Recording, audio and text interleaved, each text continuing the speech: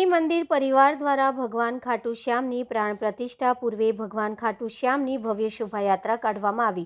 Vadodara शहरना Akota bridge पासे आवेला शनि मंदिर परिवार द्वारा तारीख 1 डिसेम्बरना रोज भगवान खाटू श्यामनी प्राण प्रतिष्ठाનું आयोजन करवामां આવ્યું છે। ત્યારે प्राण प्रतिष्ठा पूर्वे दांडिया बजार विस्तारमां आवेला बाळकृष्ण सेवा ट्रस्ट खाते श्री भगवान खाटू श्यामनी शोभायात्रा काढवामां આવી હતી।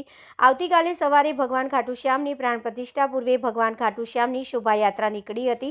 આ શોભાયાત્રા દાંડિયા બજાર ખાતેથી નીકળીને શનિ મંદિર ખાતે પૂર્ણ થઈ હતી। આ શોભાયાત્રામાં શનિ મંદિર પરિવારના સભ્યો, કોંગ્રેસના પ્રમુખ, વિપક્ષના નેતા ચંદ્રકાંત શ્રીવાસ્તવ સાથે ભગવાન ખાટુ શ્યામના ભક્તો જોડાયા હતા। આજે ખાટુ બાબાની શોભાયાત્રા દર આનંદ અનુભવ છું કે આજે મોટું કામ મહારાજ થઈ રહ્યું। આજે આ શોભાયાત્રા ખાટુરામ ભગવાનની અહીંથી દાંડિયા બજાર ગણપતિ મંદિર જશે, ગણપતિ મંદિરથી અમારા બદામુડ મંદિર છે ત્યાં જશે। આજે શનિ મંદિર પરિવાર દ્વારા શ્રી ખાટુશ્યામ બાબાની પ્રાણ પ્રતિષ્ઠા મહોત્સવ ઉજવવામાં આવ્યો છે। આજે ભવ્ય શોભાયાત્રાનું કાર્યક્રમ આયોજન કરવામાં આવ્યું છે અને કાલે સવારે 9 કલાક કે બપોરે 2 કલાક સુધી શ્રી ખાટુશ્યામ ભગવાનની પ્રાણ પ્રતિષ્ઠા મહોત્સવ થશે। તો તમારા માધ્યમથી વડોદરા સંસ્કારી નગરીના તમામ નગરજનોને દર્શન માટે પધારવા માટે ભાવપૂર્વક આમંત્રણ પાઠવું છું।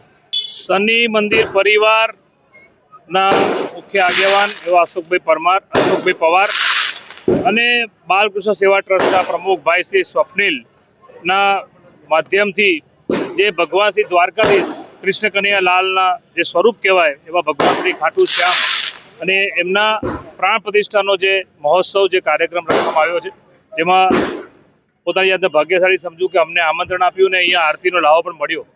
આમ તો જે શનિ મંદિર પરિવાર દ્વારા જે અકોટા બ્રિજ 4 રસ્તા ખાતે ભગવાન શ્રી શનિદેવનું મંદિર છે અને મોટી સંખ્યામાં ભાવિ ભક્તો આવે છે અને એ જગ્યા પર, એ પવિત્ર જગ્યા પર ભગવાન શ્રી ખાટુ શ્યામ જે દ્વારકાધીશના અવતાર કહેવાય એમને પણ પ્રાણ પ્રતિષ્ઠા થવા જઈ રહી છે।